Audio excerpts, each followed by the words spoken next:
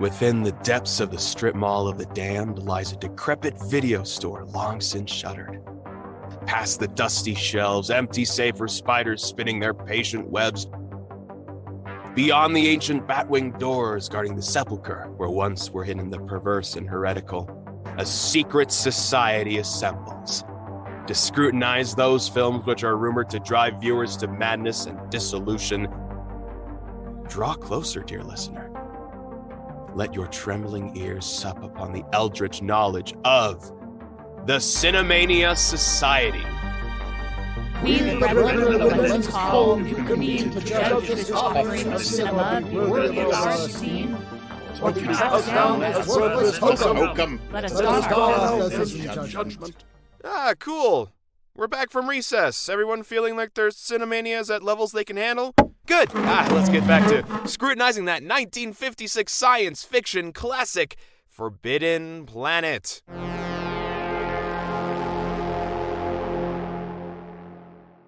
Judgment. Let us move to judgment. Yeah, it's about time for some judgment around here. I haven't been exercising very good judgment lately. Yeah, whoever picked this film was not exercising good judgment, I think. Oh. Well, I don't know. I mean, there's a lot to be said for this film. As we've said before, the special effects, the visual style, it's worth watching for that. Let's mention that visual style. Did anyone else notice that the insignia on all of the spaceman hats kind of looked like a sperm? I didn't need to notice that because I just knew you would. And did anyone else notice that all of their neutron beam guns looked like marital aids of some variety? Oh. Come again? Their guns looked like vibrators, okay? You know, I thought they looked more like Coke bottles. Mix of both. You know, I thought as far as like phallic symbols in the movie goes, like when they were setting up the radio and they had that giant, like that giant glass phallic thing with the big copper tubing inside of it. And they, like, I was setting it up right at groin level, you know, and so it's taking up half the screen.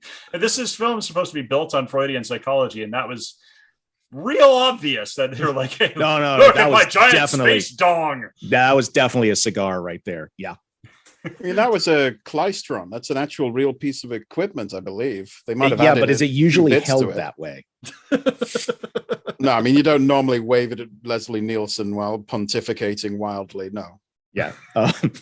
Also, talking about special effects, this movie truly is a masterclass on forced perspective, especially with like some of when they're walking through the scene with the nuclear reactors, and that's really actually a forced perspective of a glass painting, I think was what they did. They put it on the camera, and then some great map paintings. Yeah, and then they would track so it looks like the individuals are walking right next to the reactors, but really they're just walking in, I don't know, some sort of industrial complex. So you get the concrete and the railings, but all of that, all of the nuclear reactors and stuff is drawn in. So, exact same technique that they used in Return of the Jedi. I mean, those matte paintings are always done on glass, but that's the same forced perspective techniques and stuff are all used in Return of the Jedi. Yeah. And like I said, it was masterclass on it. It is just beautiful. Yeah, and a lot of later films would definitely take visual cues from this. I mean, not only television, obviously with Star Trek, but the whole idea of nuclear bunker filled with blinking lights and stuff. This basically invented a whole visual language for crazy science fiction for decades to come. True. Yeah, I mean, it's certainly the aesthetic is dated by our standards, but I mean, taking that into account, it holds up. It still looks incredible. Like my jaw was on the floor when I was rewatching this with y'all. Like I was just, wow. This is why I always say that I love and can rewatch anything that has practical camera effects, you know, again and again, other than like, you know, something from the 1990s with CGI from the time, which just is so corny and cartoony looking. Dragonheart. You don't like a Misa face? I never liked the Yora face. Me a punch a Yora face. I was curious why all of the underground stuff looked amazing, but there was nothing on the surface. Like the half of the built above ground, gone completely. The park below ground, perfect. How? Science. Because obviously the Tempest, you got a desert island. They obviously thought, desert island, desert planet, True. desert. Let's just make the whole thing a great big desert. We're so clever. And then George Lucas goes, deserts, huh? Oh my God. I mean, true. Yeah. But also when it comes to the science of the actual Altair, the star, or rather the 7-star system, the white dwarf. So I have a subscription to a white dwarf. Oh God. Are we talking about the original actor inside Robbie again? Wow. Sorry, you were trying to school us on the actual astronomy. Let the science man speak. Yeah, sorry. But yeah, no, it's interesting because also it's very close to us, but the way that it's set up, it would burn away any sort of ozone layer. It's just funny because that's what would give us a desert effect that would really kind of scorch the surface, but at about 3 times the distance that the Earth is to our sun, you could form liquid water, but would you have an atmosphere? We'll see. I mean, if you really like ultraviolet rays, incredibly more powerful than our sun emits, then, I mean, be my guest, but be sure to pack a lot of sunblock. You don't think the Krail's technology somehow made an atmosphere that Morbius and his daughter then later took advantage of? That's a good point. Yeah, for all that we see the cool underground stuff, he talks about how they had mile-high towers of porcelain and steel. That would have been really nice to see. Absolutely. A porcelain tower. That's an interesting image. And they also they probably would have evolved underground. Sorry, when I say white dwarf, I mean white main sequence dwarf star, just to kind of put that in there. So it's not like super tiny. I was going to correct you on that, but you corrected me. Yeah, I knew that. So yeah. So I was going to suggest that this is maybe a little suggestion that if you are privy to the sciences these people clearly were in designing the film, then you could extrapolate that the Krell might actually have been highly melanistic, so in a highly advanced society of dark-skinned aliens. Mm-hmm. If they were living on the surface. So that's I don't know. I feel like that may be an oblique way that the folks were making sure that the science fiction was that it isn't always some lost white race thing. These folks that's also a very good point too. Maybe it's a reach, but it seems to me that may be a consideration. I think you might be giving them a little credit there because let's talk about the script. Let's talk about the attitudes that these guys have. The science is great, the visuals are great, lots of effort made there, but when they open their mouths, the kind of stuff that comes out is not great. The attitudes, the assumption that just a woman being in space at all is bizarre. They are genuinely surprised when Morbius says, I had a wife. They're like, why would you have a wife? Why would there be women around here anywhere? And the assumption that if you have a young girl in the presence of these salty sea dogs of the stars, that they're just going to go wild. So she has to be pretty responsible, and she has to watch out what she does and how she dresses in case she drives into paroxysms of manly fury. That stuff didn't hold up so well. So we're not going to be completely fondling the balls and slurping the rod on this film. But also, like, it's like you have only men around, and back in the day is like, oh, but gay bad. Like, come on. Jesus, well, fuck. yes, there's no discernible evidence at all of any kind of homosexuality taking place in any Navy vessel ever. Never. Never. What do you mean? No. Couldn't. It's statistically likely. You got a crew of 30 guys in space for years. There's not one homosexual guy there. Yeah. This reminds me of when I was aboard the USS Midway. This is a ship that was being built during World War II. It was a Roosevelt class aircraft carrier and served until the early 90s when it was decommissioned and became a museum ship in San Diego. Now, if you want to talk about like one of the most homoerotic paintings I have ever seen, period. You go into the engine room of the Midway, and there is they have this great big wall of copper valves because the way the ship ran was on steam. And they had these great diesel turbines that would generate steam that would then be rerouted using this system of crank valves. And on the wall is a picture of a sailor standing, but like his backside, right? Little tight apple-ass sailor in his cute little bell-bottom jeans, tight up, like looks very Tom of Finland, with his hands up on the valves, looking like it's very, very much like he's almost on a rack. It is, like I said, it's very Tom of Finland. And I was like, yeah, there you go. This is the Navy, guys. You know what they always said about the submarine service is like 100 men go down into sea, 50 couples come back up. Nice. There you go.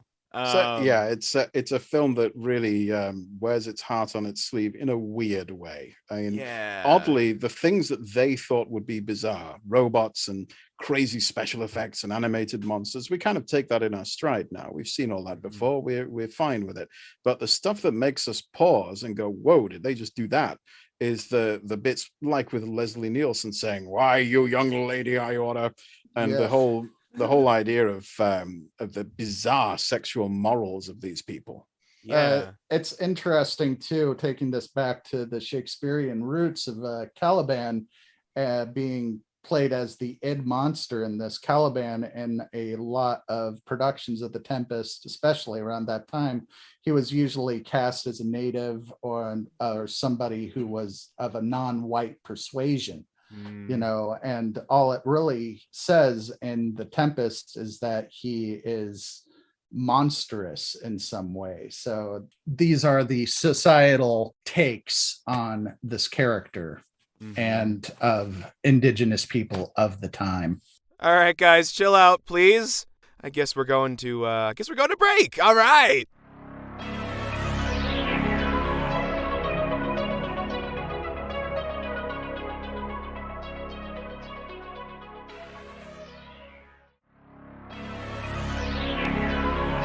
All right, we're back.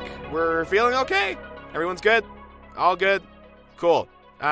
Let's get back into this 1956 science fiction movie, Forbidden Planet. Well, we've had a lot of fun riffing on this film, but like I do always say, past is prologue, and we're going to have to render judgment. What? Speaking of past, though, like I did a bunch of reading up on this, and like we can't look at this film without acknowledging how much modern science fiction owes a debt to it. So, when we were first talking about this before we rolled, and I pointed it out to Brother Andre about how this film is the inspiration for Star Trek. Like Star Trek would not exist for it, and it is the visual language it establishes really goes forward, and you can still see elements of it almost vestigially in modern science fiction. But what this was like sort of the culmination of a whole bunch of other science fiction that had begun to rise after World War II up to this point. You had this whole 10-year period where people were like thinking about like, okay, we just fought this major technological war. We had people who were doing stuff in submarines underwater, and we had these great big planes. And so like the visual language of the 1950s was just sort of an extrapolation of the looks of war machines from World War II.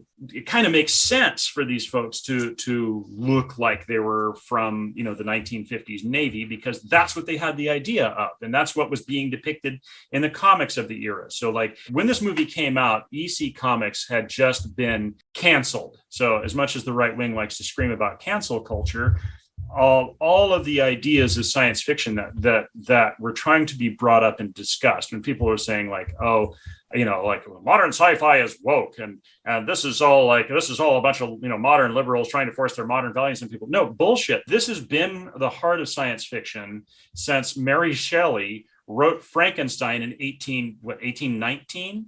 Like she pioneered science fiction, and you can find this as like these challenging subjects that get brought up and discussed from the very fucking beginning. And a lot of this stuff was being talked about in the 50s in EC Comics, weird science, weird fantasy. They had similar stories that came up in the horror trilogy of Tales from the Crypt, Vault of Horror, and Haunt of Fear. But all these comic books were targeted by moralists and people who were talking about that this was subversive and would cause the youth to question this, the values of America, and that this stuff needed to be taken away off the shelves.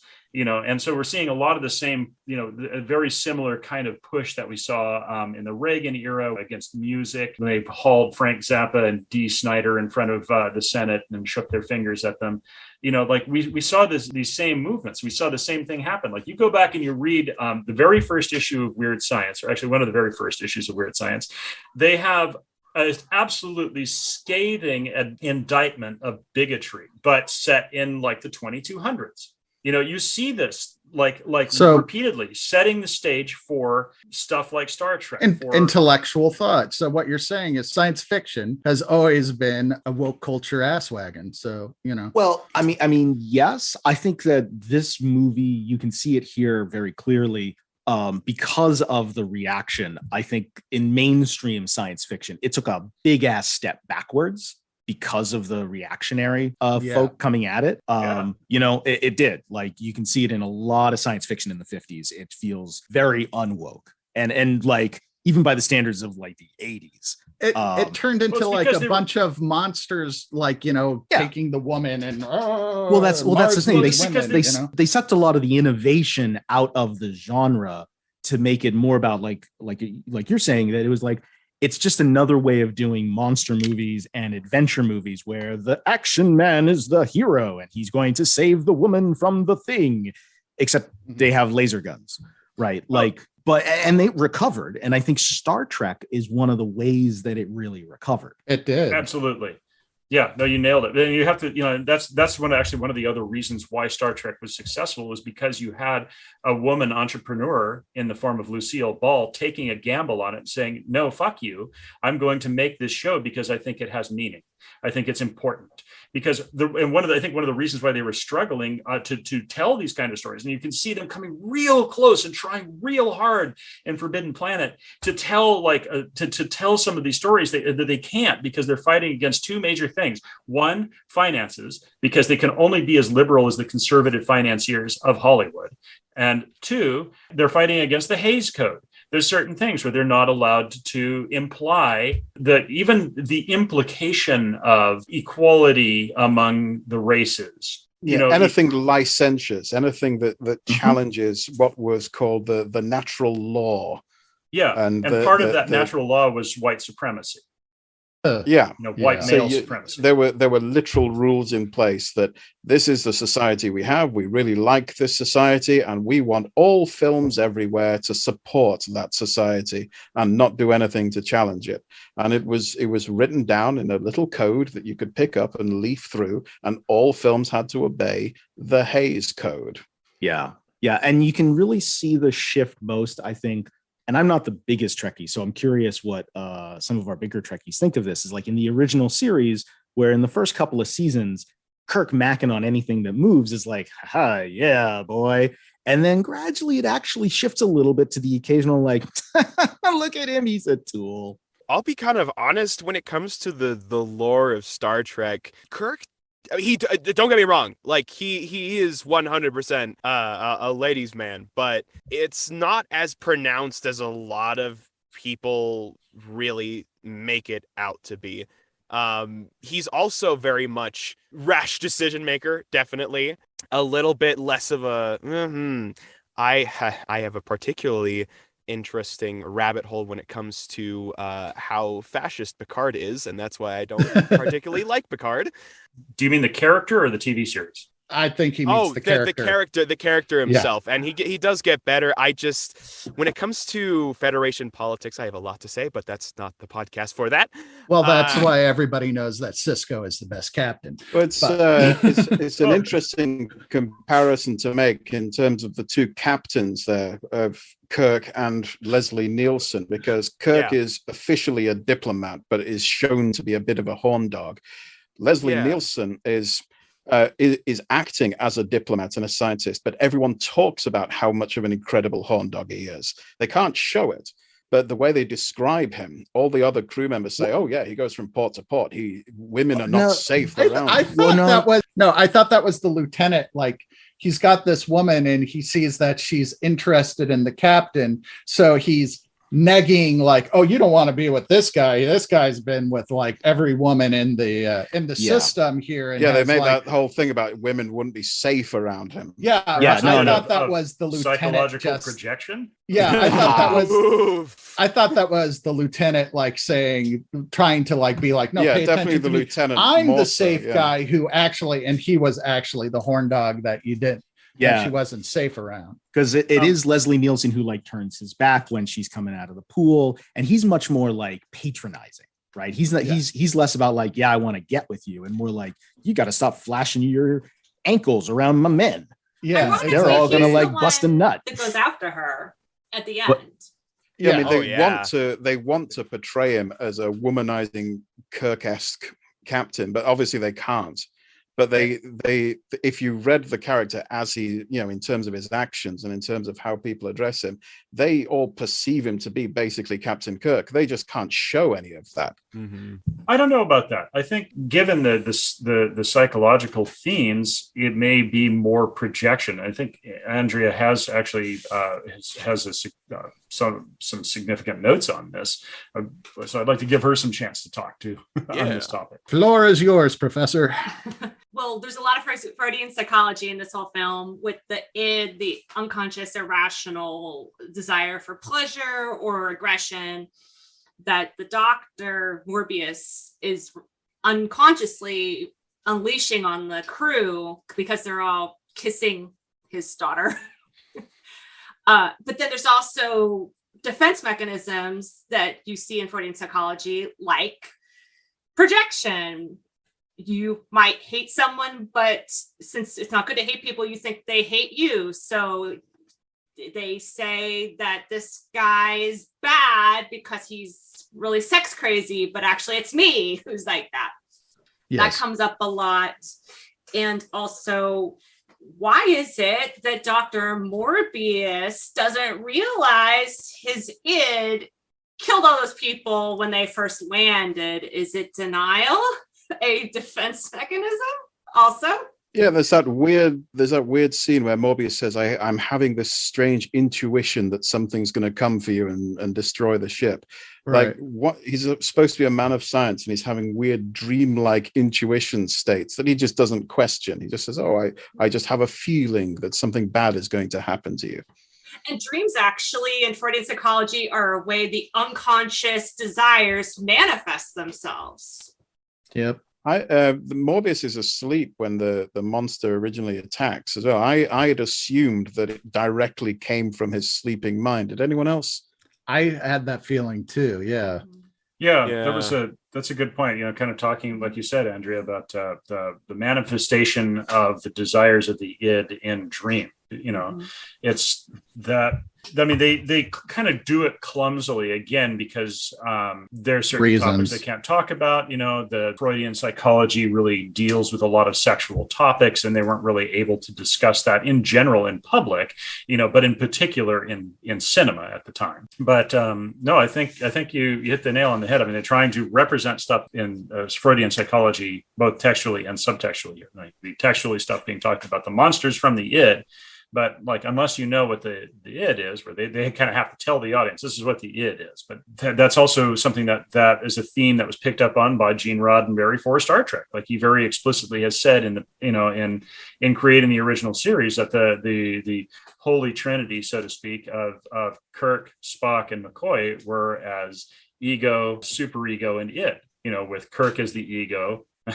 Funny because we like to make cracks about William Shatner being an egotist, but Kirk being the ego, Spock being the superego, that which is what everybody aspires to be, the perception that one has of oneself, and then the id being the basest desires, and McCoy very much just always just like emotionally expressing himself. Blurts out whatever he feels like. Also, like, considering just the politics of the time that Star Trek is set in, Bones is a little bit racist.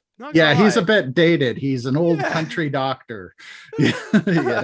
He makes no bones about it. Yeah, you could see a lot of the attitudes, maybe of the chef.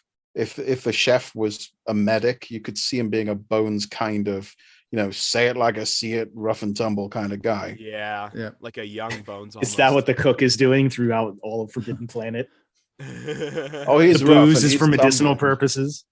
Oh yeah, 100%. Well, Star Trek was originally based on Westerns, and his True. McCoy's supposed to be that old sawbones who's like takes a lug of whiskey before he saws off your leg. kind of doctor. In the opening scene of the Cage, like literally the ship's doctor just shows up to the captain's room and pulls out a drink for the both of them. Yeah, exactly. Yeah, I'm surprised we only saw as much drinking as we did in the film. Although drinking and excessive alcohol, that's banned by the code as well. Yep. What? Yeah. Yep.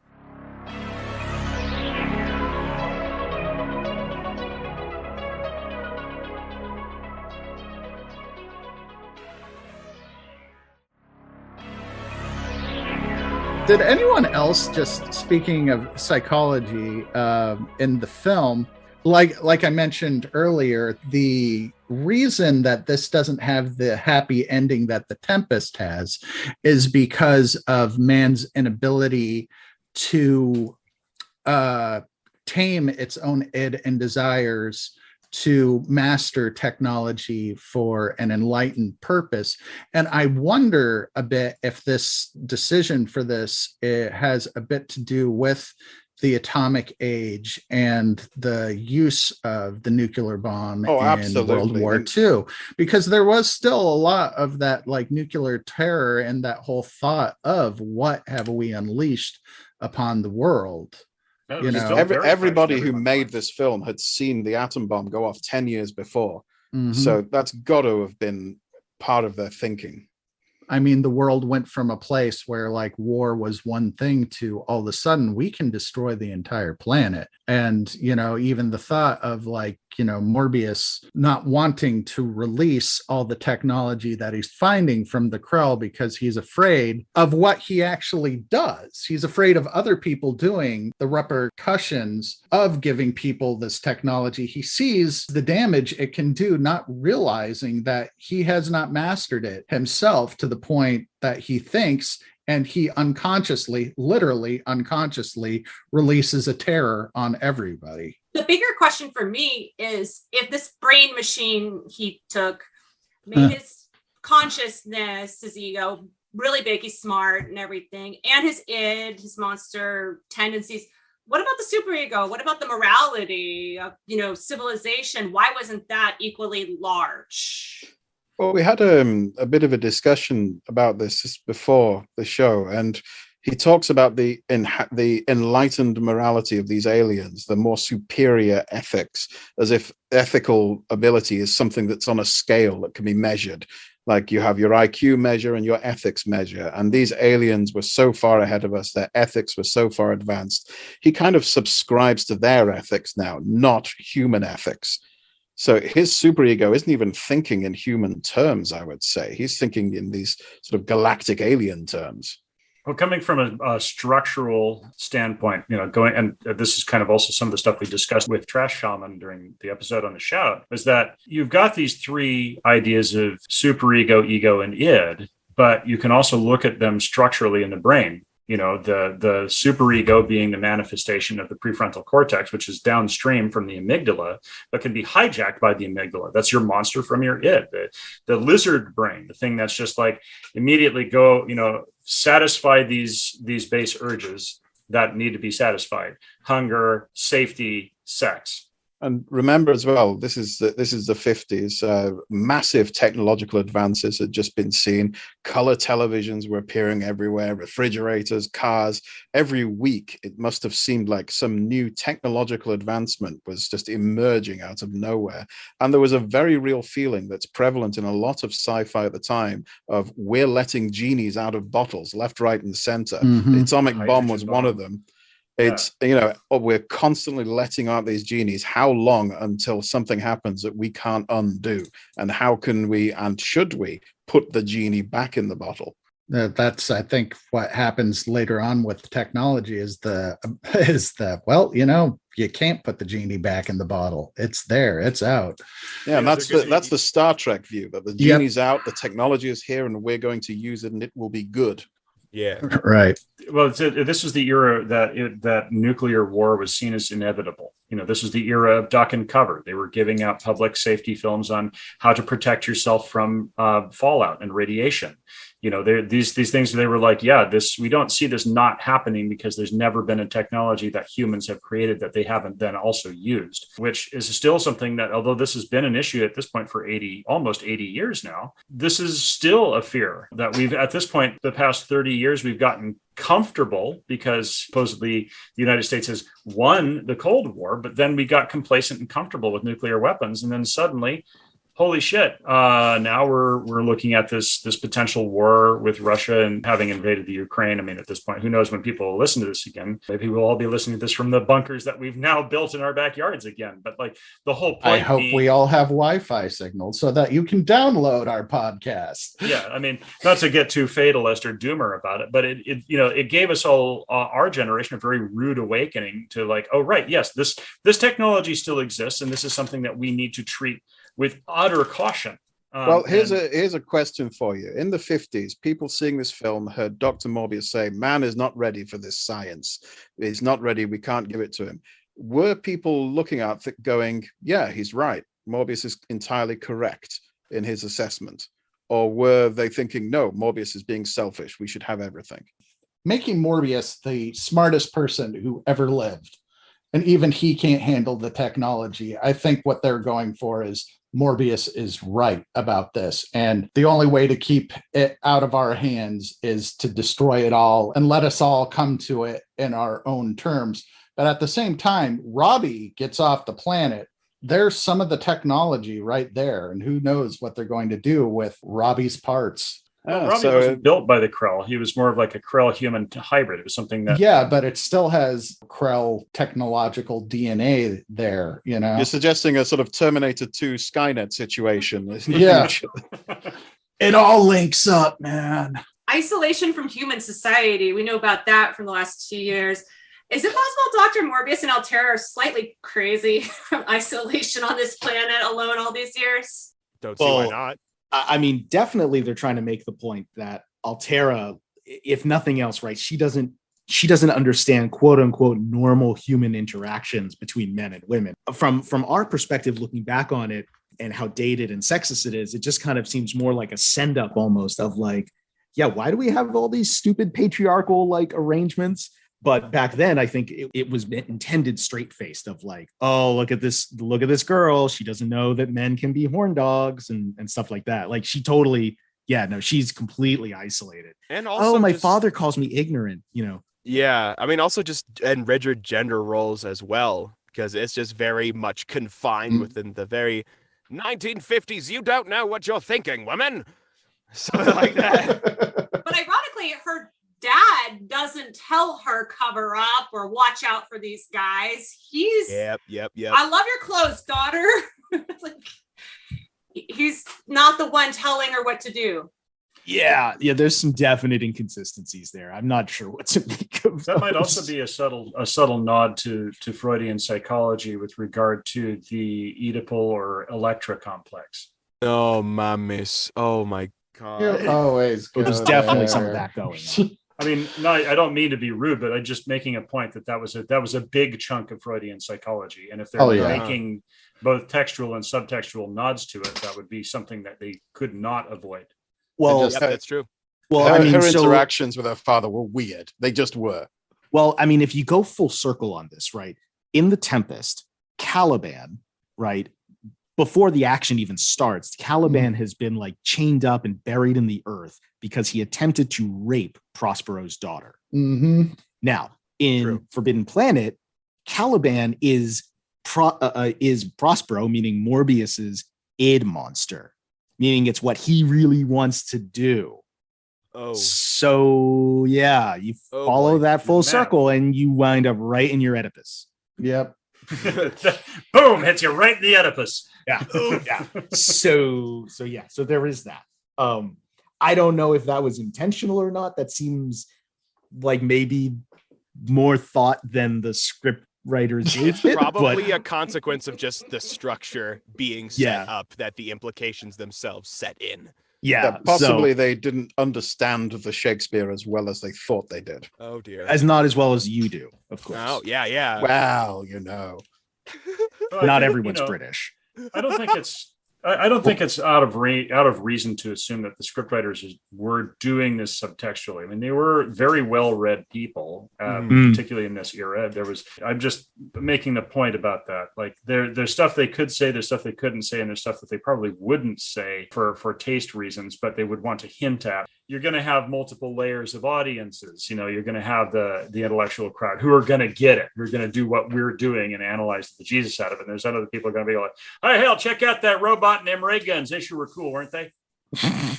I honestly think that this is the most and deepest thought ever given to the planet. No. Many academic paper has been written on this movie. Really? Yeah, I actually read through a couple. Nice. Yeah, no, this was one of the subjects of like my one of my film classes. But anyway, did anyone else notice when Robbie broke the fourth wall? No, when was this? I think it was when he was talking to the cook. What was it, Andy? Do you remember? The oil job reference. Oh my god. Yeah, right? He like offers to give him an oil job for the whiskey, and Robbie like turns halfway to the screen like, "Hello." Oh yeah, no, that was definitely them getting past the Hays Code. I'm sorry, madam. I was just giving myself an oil job behind the screen. Like, whoa now, Robbie. Hello, Robbie, sailor.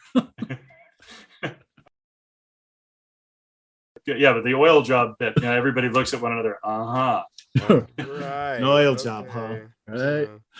Those rubber mitts of yours. Somehow I feel like this violates Isaac Asimov's code of robotics. Violate is the correct word. I was going to say if it's consensual. Wow. Well, he's artificial. Is it possible for him to give consent? He's not technically alive. Do you have to ask consent? Time. I was going to say, do you have to ask your toaster if you would for consent to put your bread in If your toaster was an atomic super robot with death rays, you'd ask.